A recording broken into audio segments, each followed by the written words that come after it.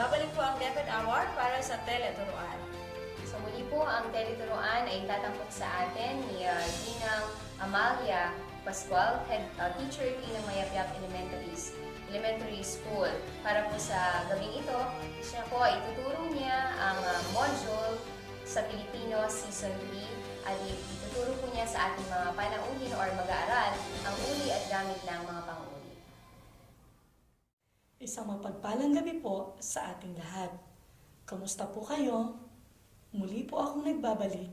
Ako po si Amalia G. Pascual, Teacher 3 ng Mayapyap Elementary School, na muling maghahatid sa inyo na isa na namang edisyon ng Teleturuan, Season 3, Module 4, Filipino 3. Ngayong gabi ay ating tatalakayin ang mga sumusunod.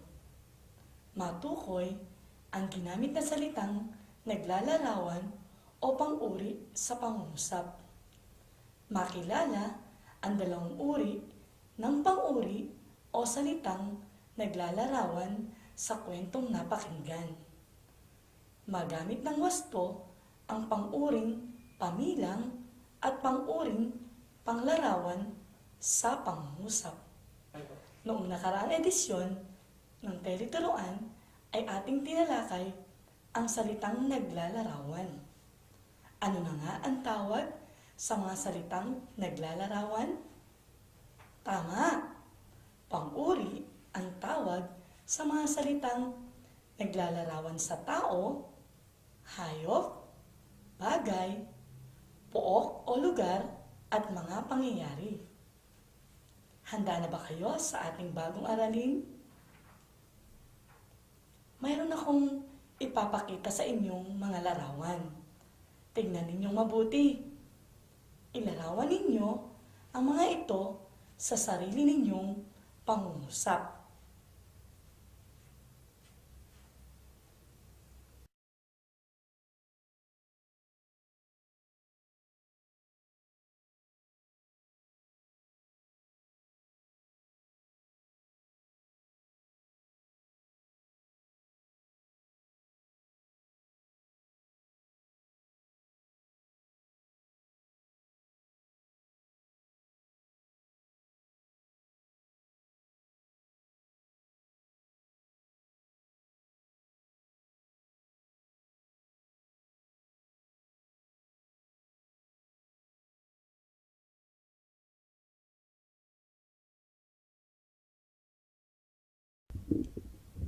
Ngayon ay basahin natin ang mga pangungusap na inyong ibinigay.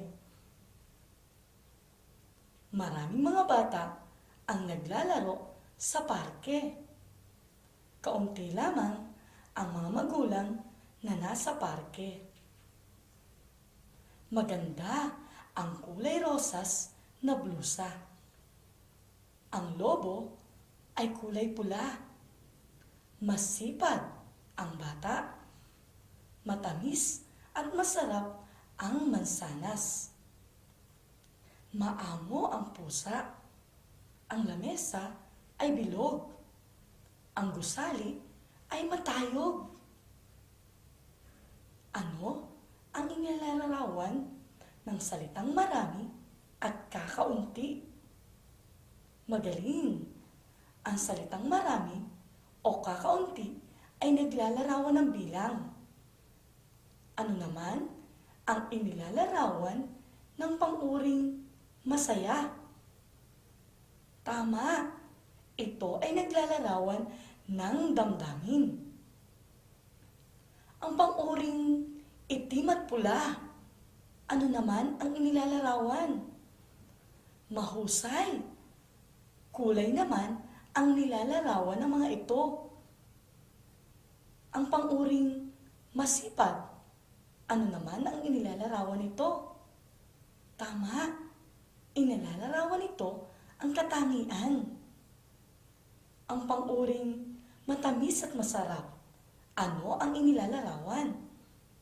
Tama! Inilalarawan nito ang uri ng panlasa.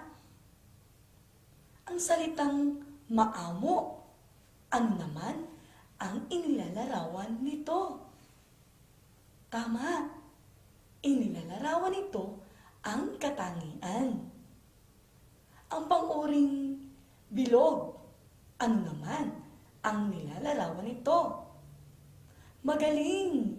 Ang hugis ang inilalarawan nito. Ang salitang matayog, ano ang inilalarawan nito? Tama!